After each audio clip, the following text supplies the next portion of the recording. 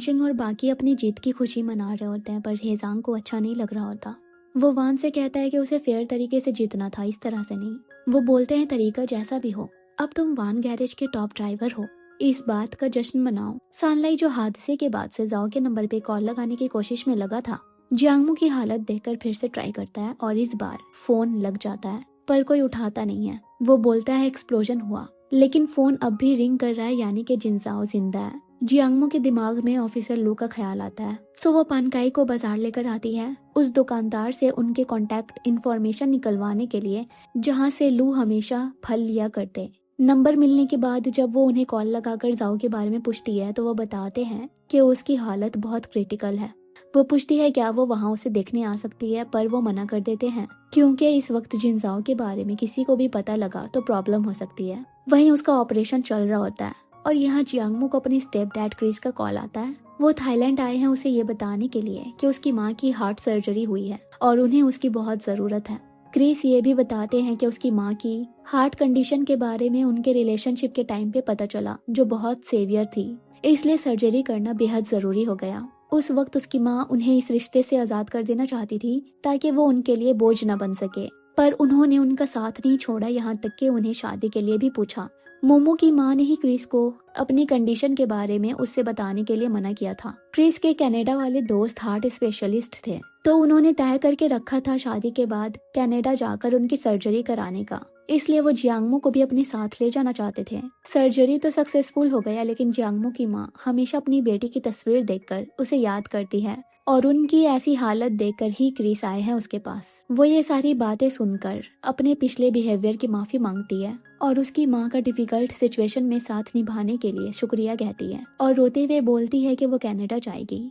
इस बारे में वो जाओ को मैसेज करके बता देती है, लेकिन 1 महीना होने के बाद भी उसकी तरफ से कोई रिप्लाई नहीं आया होता और यहाँ उसे फ्लाइट के डिटेल्स भी आ जाती है जो कुछ दिनों की है। सो वो उसे फिर से मैसेज करती है कि वो बहुत जल्द यहाँ से जा रही है, सो एक बार उससे मिल ले। वहीं जाओ को इतने दिनों बाद होश आई होती है। वो अपने पास ऑफिसर लो को पाता है, जो बताते हैं इन दिनों में जियांगमू तुम्हें कांटेक्ट करने की बहुत कोशिश कर रही थी। उसे उसके मैसेजेस भी दिखाते हैं और जाओ उसके पास जाने के लिए उठने की कोशिश करता है, पर अभी उसकी हालत बहुत ही खराब है और उसे आराम की सख्त जरूरत है। तो वो उन्हें सानलाई को बुलाने को कहता है और जियांगमू को मैसेज करता है कि वो उससे कल मिल रहा है, वो सानलाई को उसे लेने के लिए भेजेगा। अगले दिन वो सानलाई के साथ वहाँ पहुँचती है। वो एक दूसरे को देखते हैं और यहीं पे सीन कट हो जाता है। जियांगमू अब कनाडा आ गई है अपनी माँ के पास और कहती है कि वो भले ही सर्जरी के वक्त उनके साथ नहीं थी, पर अब उनके हर अपॉइंटमेंट में उनके साथ जाएगी और उनकी रिकवरी में उनके पास रहेगी। फिर वो नेचुरल साइंस की पढ़ाई पढ़ने लग जाती है, जिसमें फिजिक्स और एस्ट्रोनॉमी में ज्यादा फोकस किया जाता है। शुरुआत में उसे लेक्चर्स समझने में प्रॉब्लम्स आती है। वो साथ ही अपने हर मोमेंट्स कैप्चर करके जिनजाओ को भेजा करती, उससे उसके हालचाल भी पूछती, लेकिन उसकी तरफ से कोई जवाब नहीं आता। वहीं लिंसू ने जिनजाओ की रिकवरी के लिए रिहैबिलिटेशन डॉक्टर को भेजा है जो कनाडा से आई है, जिनका नाम है डॉक्टर जूलिया। वो डेली उसके पैर की एक्सरसाइज कराती है जिसमें उसे बहुत दर्द होता है। वहीं जियांगमू से लिखती है कि अब उसने कनाडा में फ्रेंड्स बना लिए, इवन पहले जो लेक्चर्स उसे समझ नहीं आया करते अब बहुत अच्छे से आ जाते हैं। यहाँ सनलाइट डॉक्टर से पूछता है जाओ क्या दोबारा रेसिंग कर सकता है। वो कहते हैं कि रेसिंग तो दूर की बात है, अगर ये बिना व्हील चेयर के चल पाने में भी कामयाब हो जाए तो वही बहुत बड़ी बात है। सानलाई उसे जियांगमू के मैसेजेस पढ़ते हुए देखकर बोलता है कि 3 महीनों से वो तुम्हें लगातार मैसेजेस कर रही है, तुम इसे ऐसे ही सीन पे नहीं छोड़ सकते। पर वो उस पे बोझ नहीं बनना चाहता, बल्कि उसकी जिंदगी में खुशी चाहता है। वैसे भी उसे पता नहीं कि वो कभी अपने पाँव पे दोबारा खड़ा हो पाएगा या नहीं, या उम्र भर के लिए अपाहिज बन जाएगा, इसलिए उससे दूरी बना रहा है। सानलाई को भी जियांगमू से कांटेक्ट में रहने से मना कर देता है और यहाँ वो जाओ के ऐसे नजरअंदाज करने पे रोती रहती है। वहीं जाओ की विल पावर और उसकी डॉक्टर दोनों उसकी रिकवरी में लगे होते हैं। तभी ऑफिसर लू आकर उसे एक गुड न्यूज देते हैं और बताते हैं कि स्मगलिंग का केस सॉल्व हो गया, जिसमें 800 मिलियन वॉन का पैसा इन्वॉल्व था और ये सब हिजांग के सामने आने से हुआ। उसने खुद को अरेस्ट करवाया और इस केस का बहुत बड़ा विटनेस बना। उसकी मदद से वो लोग इसमें इन्वॉल्व सभी को पकड़ पाए, चाहे वो वान दायोंग हो या वानशिंग जो बाहर देश भाग रहा था और जिस मैकेनिक ने वानशिंग के कहने पे जाओ की कार के साथ छेड़छाड़ किया था वो भी अरेस्ट हो गया। इवन वान दायोंग ने जाओ को पिछले केस में फंसाने का गुनाह भी कबूल कर लिया। जाओ का नाम अब फाइनली क्लियर हो गया। सो उसे इसकी खुशी होती है। तभी उसे जियांगमू का मैसेज आता है जो कहती है मैंने खबरें देखी, अब ये मामला ओवर हो गया है ना। वो उसे रिप्लाई करने चाहता है पर अपने पाँव देखकर रुक जाता है। फिर हम वो सीन देखते हैं जहाँ पे वो जियांगमो से आखिरी बार मिला था। उसने उसे थैंक्स कहा क्योंकि उसके वक्त पे उसे आगाह करने पे ही वो बच पाया, और बोला कि उसे अभी अपनी माँ के पास जाना चाहिए, उन्हें उसकी ज्यादा जरूरत है। वो पूछती है क्या तुम मुझसे ब्रेकअप कर रहे हो। वो उसे पकड़कर कहता है दुनिया घूमोगी तो मुझसे कई ज्यादा बेहतर लड़के मिलेंगे। अभी वो जियांगमो को मैसेज में कहता है कि वो यहाँ से बहुत दूर जा रहा है, वो ये नंबर अब से यूज नहीं करेगा। हाँ, पर एक बार नई जगह पे सेटल हो गया तो उसे इन्फॉर्म कर देगा। फिर सनलाइट से अपना नंबर कैंसिल करवा देता है। 6 महीने के बाद वो अपने गैरेज लौटता है जहाँ हर कोने में जियांगमो की यादें होती है। वो इसे बंद कर रहा है और चाइना जाने वाला है अपनी पढ़ाई कंटिन्यू करने और नए सिरे से जिंदगी की शुरुआत करने। उसके जाने के कुछ टाइम बाद जियांगमो अपने डैड से मिलने आ रही होती है। सो मीजुआन अपने हस्बैंड से पूछती है अगर वो जाओ के बारे में पूछेगी तो क्या कहेंगे हम। वो बोलते हैं कह देना कि उससे हमारा कांटेक्ट नहीं हो रहा, वो कहीं चला गया और तब से लौटा भी नहीं। इवन शिंग को भी यही बोलने को कहते हैं। इसीलिए जब जियांगमो मीजुआन से उसके बारे में पूछती है तो वो कहती है कि वो जाने से पहले यहाँ एक बार आया था पर उसके बाद इसे कभी नहीं लौटा। उसने ये भी कहा कि अगर वो नई जगह सेटल हो गया तो यहाँ पे दोबारा नहीं लौटेगा। वो पूछती है क्या वो इस फैमिली को ऐसे ही छोड़ देगा। वो कहती है जाओ चियांग का सगा बेटा नहीं है, इस फैमिली की देखभाल करने की जिम्मेदारी उस पर नहीं है। जियांगमो उसके गैरेज आती है पर वो बंद होता है तो वो सनलाई को कॉल लगाती है। जब जाओ के बारे में पूछती है तो वो भी सेम कहता है कि उसने भी उसे लंबे समय से कांटेक्ट नहीं किया। सो वो वापस कनाडा आ जाती है और 3 साल बाद हम देखते हैं उसे क्रिस की फैमिली के साथ क्रिसमस सेलिब्रेट करते हैं। उसकी माँ भी अब फुल रिकवर हो गई है। वहाँ हम निक नाम के लड़का को उसके खाने की तारीफ करता हुआ देखते हैं। वो जियांगमो को इतना पसंद करता है कि उसके लिए चाइनीज बोलना भी सीख गया, लेकिन वो अपना दिल उसके लिए नहीं खोलती, ना ही उन लड़कों के लिए जो उसे यूनिवर्सिटी में अप्रोच करते हैं। लेकिन वो एक बार ट्राई करती है मूव ऑन करने की, जिसके लिए वो कई ब्लाइंड डेट पे भी जाती है। और इतने सारे लड़कों से मिलने के बाद भी उसके दिलो दिमाग से जाओ नहीं जाता। एक बार जियांगमो को उसका सीनियर जीजी अप्रोच करता है जो नामजिंग यूनिवर्सिटी में एस्ट्रोनॉमी की पढ़ाई पढ़ चुका है। वो बताती है कि उसका भी सपना वहाँ पढ़ने का था पर किस्मत ने उसे यहाँ पहुँचा दिया। एक रोज जब मोमो लाइब्रेरी में बुक्स में बिजी होती है तब वो उसके पास आता है और उसके फाउंटेन पेन को देखकर तारीफें करता है। वो बताती है कि ये उसके एक्स बॉयफ्रेंड ने दी थी जिसे उसने सिर्फ 1 हफ्ते ही डेट किया। उसे ताज्जुब होता है कि 1 हफ्ते वाला बॉयफ्रेंड उसे इतना बेहतरीन गिफ्ट कैसे दे सकता है। उसे बताता है कि पेन का नीब गोल्ड का है और कैप और बाकी के पार्ट सिल्वर के। वो सोचती है जब जाओ के पास कुछ नहीं था तब भी उसने हमेशा उसे बेस्ट प्रोवाइड किया। वो अपनी माँ के सामने भी हर पल जाओ की तारीफें करती रहती है और बताती है कि वो हर काम कर देता है, चाहे अप्लायंसेस ठीक करना हो या कुक करना, कार रिपेयर करने से लेकर बॉक्सिंग करने तक सब कुछ उसे आता है। इवन ड्राइविंग भी कमाल की करता है। तो उसकी माँ भी पूछती है कि वो अभी क्या कर रहा है। वो बोलती है कि उसे पता नहीं, वो लंबे अरसे से उसके साथ टच में नहीं है।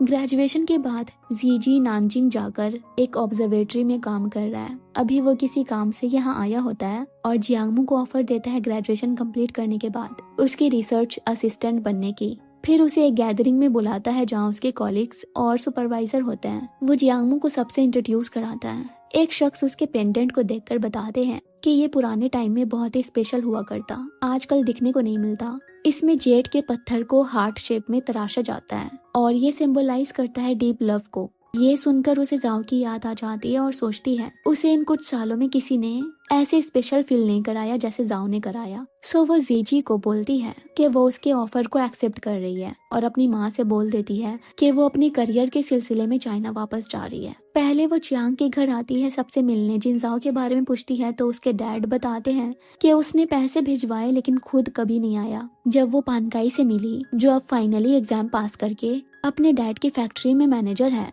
उसने बताया कि जाओ पिछले साल आया था यहाँ पे जब उसकी शिपमेंट में प्रॉब्लम्स आ रही थी, रिप्लेसमेंट नहीं मिल रहा था। तब किसी अननोन नंबर से उसे कॉल आया और उसने सामने से ऑफर दिया सामान का, वो भी मार्केट प्राइस से कम। उसे लग रहा है कि शायद उसने ये मदद इसलिए की क्योंकि पानकाई ने उसके कार की रिपेयरिंग अपने फैक्ट्री में कराई थी। ये सब सुनकर जियांगमो का शक यकीन में बदल जाता है कि उसके डैड और बाकी सब झूठ कह रहे थे। जो शख्स शिन का सगा भाई ना होने के बावजूद भी उसके सर्जरी के लिए इलीगल मॉडिफिकेशन कर सकता है, वो इस फैमिली को ऐसे कैसे अबैंडन कर सकता है। सो वो फाइनली ग्रेजुएशन के बाद नानजिंग आ जाती है जो अब बहुत बदल चुका होता है। उसने ऑब्जर्वेटरी के पास एक कमरा रेंट पे लिया। एक दफा जब सीजी उसे ऑब्जर्वेटरी दिखाने ले आया, तब वो फिनिक्स के ट्रीज को देखकर इसकी हिस्ट्री बताती है और पास के एक कैफे में बैठे अपने सपने के बारे में कि उसे माउंटेन फूट जो इसी तरह से फिनिक ट्री से घिरी हो, वहाँ अपना एक कैफे शॉप खोलने का शौक था। इवन उसने शॉप का नाम भी सोच लिया था जो था मून।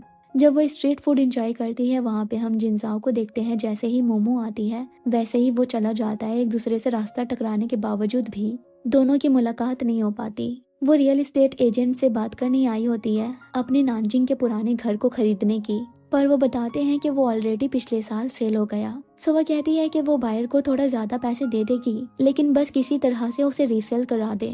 पर वो बताते हैं कि जिस शख्स ने एक दिन में ही पूरा पेमेंट कर दिया उसे ज्यादा पैसों में क्या मतलब होगा। लेकिन फिर भी जियांगमो उससे फेस टू फेस मिलकर रिक्वेस्ट करना चाहती है। वो बताते हैं कि वो हमेशा बिजी रहता है, यहाँ पे महीने में कुछ दिन के लिए ही आता है, पर वो फिर भी अपॉइंटमेंट कराने की कोशिश करेंगे। फिर जियांगमो की नजर एक डॉगी पे पड़ती है जिसे देखकर उसे लाइटनिंग की याद आ जाती है। वो सोचती है कि वो भी इतना बड़ा हो गया होगा। दरअसल वो कनाडा जाने से पहले सनलाइट से डॉगी के वैक्सीनेशन की बात करने आई थी, लेकिन उसने बताया कि लाइटनिंग मिसिंग हो गया, उसका न्यूटर कराना था और इस हाल में डॉगी इम्पल्स होकर भाग जाते हैं। ये सुनकर जियांगमो बहुत रोई। सो उसने कहा कि अगर वो उसे मिला या फिर वापस आया तो वो उसे कुरियर करा देगा। उसके जाने से पहले सनलाइट ने ये भी बोला कि अगर जाओ ने उसे छोड़ दिया और अब्रॉड में भी उसे अच्छा नहीं लगा तो वो यहाँ पे वापस आ सकती है, वो उसका पूरा ध्यान रखेगा। पर उसने बोला कि जाओ उसे कभी भी नहीं छोड़ेगा। अभी वो ऑब्जर्वेटरी में एक प्रोजेक्ट पे काम करना शुरू भी कर चुकी है। उसे रियल एस्टेट एजेंट का कॉल भी आता है जो बताते हैं कि बायर मिलने को तैयार है, बस एक बार डेट और टाइम कंफर्म करने की जरूरत है। एक दिन जियांगमो वॉक पे निकलती है, एक डॉगी आकर दुम हिलाने लगता है। उसे जो लड़के टहला रही थी बताती है कि ये उसके बॉस का डॉगी है जो कॉफी शॉप के ओनर है। वैसे तो ये ऐसे नहीं करता, पर पता नहीं आज क्या हो गया। जियांगमो बोलती है कि उसका डॉग भी कुछ ऐसे ही था, इससे मिलता जुलता। तभी उसे जीजी का कॉल आता है जो बताता है कि वो कुछ दिनों के लिए बिजनेस ट्रिप पे बीजिंग आया है। पर एयरपोर्ट जाने के रास्ते में उसने ठीक उसी तरह के कॉफी शॉप को देखा जिसका जिक्र वो कर रही थी। इत्तेफाक से उसका नाम भी मून था। उसने मजाक में बोला, कहीं तुमने एक दिन में अपना सपना पूरा तो नहीं कर लिया। जियांगमो ने उससे कॉफी शॉप का एड्रेस मांगा। वहां जाने के रास्ते में उसे फिर से वही डॉगी दिखा। उसके दिमाग में कुछ आया, उसने उसे लाइटनिंग कहा तो वो उसके पास भागता हुआ चला आया और अपने साथ कॉफी शॉप तक ले गया। ये ठीक वैसे ही फिनिक्स ट्री से घिरा हुआ था जैसे उसने जाओ को बताया। शॉप का नाम मून भी होता है। अंदर उसने मून और स्टार्स की पिक्चर्स देखी, टेलीस्कोप भी पाया और वहाँ की स्पेशल कॉफी पीकर कंफर्म हो गया कि ये जाओ ही है, क्योंकि इसका टेस्ट बिल्कुल वैसे ही था जैसे वो उसके लिए बनाया करता। उसने ओनर के बारे में बहुत कुछ पूछने की कोशिश की। स्टाफ्स ने बताया कि उसके बॉस यहाँ बहुत कम ही आते हैं, हमेशा बिजनेस ट्रिप्स में बिजी होते हैं या फिर स्कूल में थेसिस प्रपोजल देने जाते हैं, इसलिए वो लोग डॉगी की देखभाल करते हैं और वॉक कराते हैं। जब जियांगमो ने उनसे उसके बॉस की कांटेक्ट इन्फॉर्मेशन मांगी तो उन्होंने उसे एक डायरी देकर अपना नाम और कांटेक्ट नंबर रजिस्टर करने को कहा, क्योंकि बहुत सारी लड़कियां उनसे उसके बॉस का नंबर मांगती है तो वो उसके डिटेल्स भी बॉस को दिखाएंगी। अगर वो इंटरेस्टेड रहे तो वो लोग उसे बता देंगे। सो उसने अपने फाउंटेन पेन से अपनी डिटेल्स लिखकर उसी में जानबूझकर छोड़ दिया। फिर वो घर पे आकर कॉफी शॉप को सर्च करती है जहाँ पे फोटोज वगैरह देखती है, लेकिन सिर्फ ओनर का बैक फोटो था और कुछ कमेंट्स जिसमें लिखा था कि ओनर शादीशुदा है और उसके बीवी बच्चे अब्रॉड में रहा करते हैं। पूरे एक हफ्ते हो जाते हैं पर उसे सामने से कोई मैसेज नहीं आता, तो वो फिर से वहाँ जाती है अपना पेन वापस लेने के लिए। पर स्टाफ्स बताती है कि उसके बॉस ने उसका पेन रख लिया और कहा संडे मॉर्निंग आकर उनसे ले जाने को।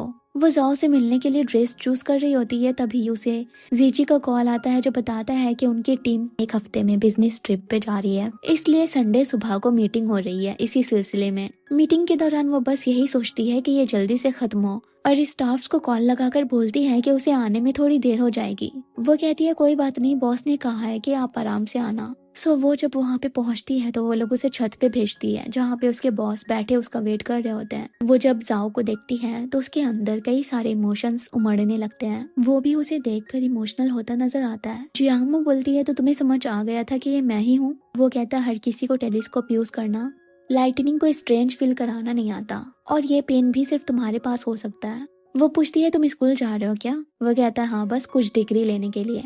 वो जब पूछती है उसने उसे कांटेक्ट क्यों नहीं किया तो उसने कहा कि इतने साल गुजर गए थे तो सोचा उसका उसे रिच आउट ना करना ही बेहतर होगा और क्या पता उसे कोई मिल गया हो तो सिचुएशन ऑकवर्ड हो जाता। वो पूछती है क्या तुम मैरिड हो, पर वो उल्टा उसके बॉयफ्रेंड के बारे में पूछता है। वो कहती है हाँ, उसी के लिए तो वो चाइना आई है और वो दोनों इसी साल शादी भी कर रहे हैं। वो बोलता है अच्छी बात है। उसका जवाब उसे डिसअपॉइंट करता है, तो वो पूछती है अगर मैंने तुम्हें अपनी शादी में इनवाइट किया तो क्या आओगे। वो कहता है मुझे पता नहीं तब मैं यहाँ पे होऊंगा या नहीं। वो बोलती है कि वो उसे एडवांस में बता देगी, इसलिए उसका कॉन्टेक्ट नंबर मांगती है और ये भी पूछती है क्या पुराना घर तुम्ही ने खरीदा है। वो कहता है हाँ। फिर वो उसे वीचैट पे ऐड करती है। वो उसके सन के प्रोफाइल को देखती है और अपने मुन वाले डीपी को। फिर सोचती है कि उसने उसके लिए एस्ट्रोनॉमी चुना क्योंकि ये जिनजाओ का सपना था जो वो डिफिकल्ट सिचुएशन की वजह से पूरा नहीं कर पाया, और जिनजाओ ने उसको कॉफी शॉप खोलने का सपना पूरा कर दिया। वहीं जिम में जाओ अपने मसल्स पे जोर देने की कोशिश कर रहा होता है। फिर डॉक्टर जूलिया को बताता है कि उसका कोर मसल्स अब भी रिस्पॉन्ड नहीं कर रहा। वो उसे इतना इंटेंस एक्सरसाइज करने से मना करती है और इसे स्लोली पेशेंस के साथ कंटिन्यू करने को बोलती है। वहीं जियांगमो देखती है जाओ ने उसके इतने सारे मैसेजेस का रिप्लाई सिर्फ ठीक है में दिया। तभी उसे जीजी का कॉल आता है जो उसे उनके कलीग की शादी में इनवाइट करता है। तो उसके दिमाग में एक खुराफाती आइडिया आता है। वो वेडिंग फोटो देखकर ब्राइड के चेहरे पे खुद का चेहरा एडिट करके लगा देती है और जाओ को भेजकर बताती है कि वो अगले हफ्ते शादी कर रही है, तो उसे जरूर से आना होगा। एक तो वैसे ही उसकी फैमिली वाले यहाँ पे मौजूद नहीं है, तो उसका दुल्हन की फैमिली की तरफ से रहना जरूरी है। साथ ही ट्रेडिशनल गोल्ड ज्वेलरी, पैसे और बहुत सारे गिफ्ट प्रिपेयर करने को कहती है। जाओ का तो ये देखकर हालत खराब हो जाता है, लेकिन फिर भी वो वेडिंग में आता है। पर वहाँ पे ब्राइड की तस्वीर देखकर समझ जाता है ये जियांगमो की शरारत थी उसे तंग करने की। वो उसे कॉल लगाकर बोलती है क्या हुआ, तकलीफ हुई या खुशी। वो बोलता है मैंने सब तैयार भी कर लिया था, क्या अब भी चाहिए तुम्हें ये सब। वह कहती है हाँ क्यों नहीं, वैसे तो मैं कुछ दिनों में बिजनेस ट्रिप पे जा रही हूँ, पर सच में मैं शादी करने वाली हूँ। वो तो बस मेरे बॉयफ्रेंड के साथ थोड़ा झगड़ा हो गया, सो हमने वेडिंग होल्ड पे रखा हुआ है। जाओ उसके मजाक सुनकर हंसता रहता है। फिर जियांगमो ट्रिप पे बीजिंग चली जाती है। मीटिंग खत्म होने के बाद जब वो मोबाइल चेक करती है तो जाओ का कोई भी मैसेज आया नहीं होता, तो सोचती है कि हमेशा वही पहल करती है और इस बार भी मैसेज करके बताती है कि वो बिजनेस ट्रिप से लौट रही है। वो बोलता है कि वो नानजिंग में नहीं है। वहीं हम उसे कार की स्ट्रक्चर पे प्रेजेंटेशन देता हुआ देखते हैं। जियांगमो वापस आते ही कॉफी शॉप जाती है। वो लाइटनिंग के साथ सेल्फी लेकर जाओ को भेजती है। वो कहता है कि वो कल वापस आ रहा है। तो जियांगमो डॉगी को अपने साथ ले जाते हुए स्टाफ से बोलती है अपने बॉस से कह देना इसे वापस आकर मेरे घर से ले जाए। वो लोग घबराते हुए जाओ को कॉल लगाती है, पर वो कामली कहता है ओके। दूसरे दिन जियांगमो डॉगी को वॉक पे लाती है, तभी उसे जाओ का मैसेज आता है जो उसका एड्रेस पूछता है और कहता है कि वो कुछ देर में आ रहा है। पर जब वो वहाँ आती है तो वो अपार्टमेंट के बाहर उसका वेट कर रहा होता है। उसे देखकर वो सोचती है कि वो ना जाने कितने हैंडसम वेल एजुकेटेड लड़कों से मिली, लेकिन आज तक उनमें से कोई भी उसके हार्ट बीट को तेज नहीं कर पाया, ना ही उसे नर्वस और एक्साइटेड किया जितना जाओ से मिलने के बाद हो रहा है। उसे तो लगा था कि शायद वो ऐसा फील करना ही भूल गई है, लेकिन अब जाओ को अपने सामने खड़ा देखकर उसे समझ आ गया कि वो उसे कभी भूल नहीं सकती। वो पूछती है यहाँ बाहर क्यों, जब मैंने अपने यूनिट का नंबर भी बता दिया, क्या मेरे बॉयफ्रेंड की वजह से। वो पूछता है क्यों, तुम उसके प्लेस में रह रही हो। वो कहती है नहीं, हम दोनों ने ये रेंट पे लिया है। वैसे तो हमारी शादी की डेट अभी डिसाइड नहीं हुई, तो हमने घर ओन करने के बारे में भी नहीं सोचा। वो बोलता है तुम फिर से शादी की बात कर रही हो, तुमने झूठ क्यों कहा मुझसे। वो बोलती है तो फिर तुमने यकीन ही क्यों किया। वॉक करने के दौरान वो इससे पूछती है तुम्हारे पास लाइटनिंग कैसे है, ये तो खो गया था ना। वो बोलता है सनलाइट ने तुमसे झूठ कहा होगा, ये सोचकर कि कहीं तुम्हें ज्यादा परेशानी ना उठानी पड़े, इसलिए उसने ये मुझे दे दिया। वो पूछती है अभी तुम अपनी एक्स के साथ घूम रहे हो, तुम्हारी बीवी कुछ कहेगी नहीं। वो बोलता है और तुम्हारा बॉयफ्रेंड। वह कहती है वो माइंड नहीं करेगा क्योंकि वो खुद खूबसूरत लड़कियों के साथ घूमता फिरता है। जाओ बोलता है क्या वो तुम्हें इस तरह से ट्रीट करता है। वो कहती है क्या बताऊं, मैंने एक बार नया मोबाइल लेने की बात की तो उसने कहा तुम गेम थोड़ी खेलती हो, तो तुम्हें नए मोबाइल की क्या जरूरत है, इसलिए उसने वो पैसे अपने गेमिंग गियर पे लगा दिए। वो पूछते हैं आखिर तुमने उसमें क्या देखा ऐसा। वो कहती है मेरी उम्र हो रही है, चाहे कोई भी मिल जाए सेटल तो होना है। वो कहता है दोबारा ऐसे मजाक मत किया करना, मुझे तकलीफ होती है। वो घर पे फ्रस्ट्रेट होकर अपने आप से कहती है तकलीफ मुझे भी हुई इन 6 सालों में। अगली सुबह उसे जाओ का सामने से मैसेज आता है जो कहता है आज मौसम ठंडी रहेगी तो गर्म कपड़े पहनना मत भूलना। उसका तो खुशी का ठिकाना नहीं होता ये देखकर। फिर हम दोनों को अपने अपने काम में बिजी देखते हैं।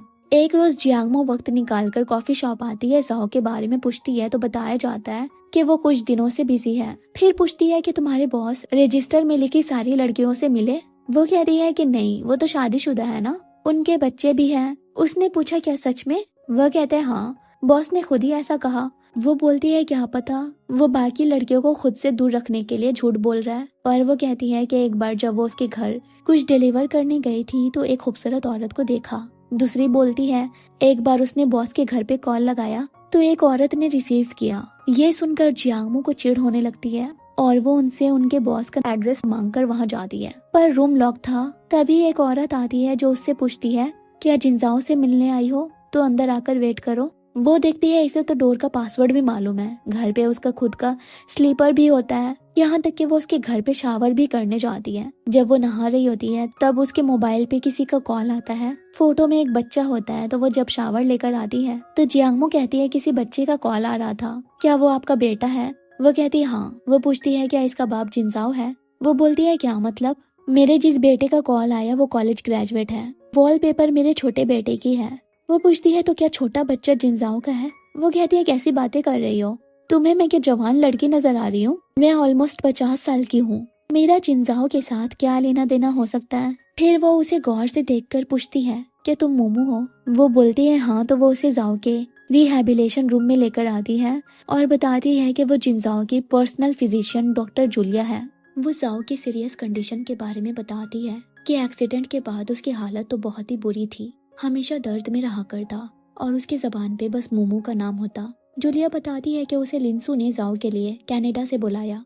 पहले 1 साल तक उसकी हालत बेहद खराब थी। जब वो थोड़ा सही हुआ तो चाइना आने की जिद करने लगा। लिंसू और उन्होंने उसे समझाने की बहुत कोशिश की पर उसने नहीं सुनी, इसलिए वो यहाँ रह रही है उसे मॉनिटर करने के लिए। वो बताती है कि वो गेस्ट रूम में रहती है, सो उसे परेशान होने की जरूरत नहीं। फिर वो जियांगमू से कहती है कि उसका जाओ के साथ रहना बहुत ज्यादा हेल्पफुल होगा। मोमो थाईलैंड आती है जाओ की मेडिकल रिपोर्ट लेने के लिए। उसे अच्छा नहीं लगता कि सबने उससे इतनी बड़ी बात छुपाई, सो वो जाओ को हाइकिंग के लिए बुलाती है इस उम्मीद में कि शायद वो सच बता दे। लेकिन भले ही उसे चढ़ाई करने में तकलीफ हो रही थी पर वो एक लफ्ज तक नहीं निकालता अपने मुंह से। सो जियांगमू ही पूछती है आखिर इस बात को कब तक राज रखना चाहते हो? अगर मैं तुम्हारे घर ना जाती तो मुझे तुम्हारे कंडीशन के बारे में कभी कुछ पता नहीं चलता। वो कहता अगर उसकी हालत बेहतर होती तो वो खुद उसके पास जाता, पर उसकी ना हालत सही थी ना रहने का कोई ठिकाना। वो रोते हुए बोलती है तो क्या हुआ, मुझे कम से कम बताना तो चाहिए था ना। वो बोलता है उस वक्त तुम यंग थी, मैं तुम्हें सफर करते नहीं देख सकता था। वो पूछती है क्या अब वो उसके साथ फिर से पहले जैसा रहेगा, पर वो कुछ जवाब नहीं देता। फिर हम पास्ट में देखते हैं जब उसने सनलाई से कहा कि वो अपनी कंडीशन के बारे में जियांगमो को नहीं बताएगा और कहेगा कि वो सही है, तो उसने बोला उसे सच कह देने को, क्योंकि इस हालत में वो उससे मिलने कैसे जा सकता है। पर वो कहता है कि उसकी मदद ऑफिसर लो कर देंगे, बस वो जियांगमो को अपने साथ वहाँ लेकर आए। उसने उसके सामने ऐसा दिखाया जैसे अब वो खतरे से बाहर है, ताकि वो अपनी माँ से मिलने बिना हिचकिचाए जा सके। पर उसके जाने के बाद वो गिरता पड़ता है और उसकी हालत और भी ज्यादा खराब हो जाती है। सानलाई उसे उठाकर हॉस्पिटल लेकर आता है अभी मिड ऑटम फेस्टिवल सेलिब्रेट करने के लिए। जियांगमू जाओ को मैसेज करती है पर वो बोलता है कि आज वो किसी काम में बिजी रहेगा, पर एक्चुअली में वो हॉस्पिटल में आईवी ड्रिप ले रहा होता है। जब मोमो कॉफी शॉप आती है तो स्टाफ सी फूड बना रहे होते हैं। वो बताते हैं कि उसकी बॉस को फीवर है, इसलिए उसने क्लाइंट्स का लाया ये उन्हें दे दिया खाने को। ये सुनते ही वो बाहर आती है जाओ को कॉल लगाने, लेकिन तभी वो वहाँ पहुँच आता है क्योंकि उसने अपनी आईवी ड्रिप जल्दी जल्दी कर ली ताकि वो उससे मिलने के लिए लेट ना हो जाए। अभी अपने हाथ से चुपके से बैंडेज हटाता है। जियांगमू उससे पूछती है अब बुखार कैसी है तुम्हारी? वो उसके करीब आकर बोलता है तुम खुद ही चेक कर लो।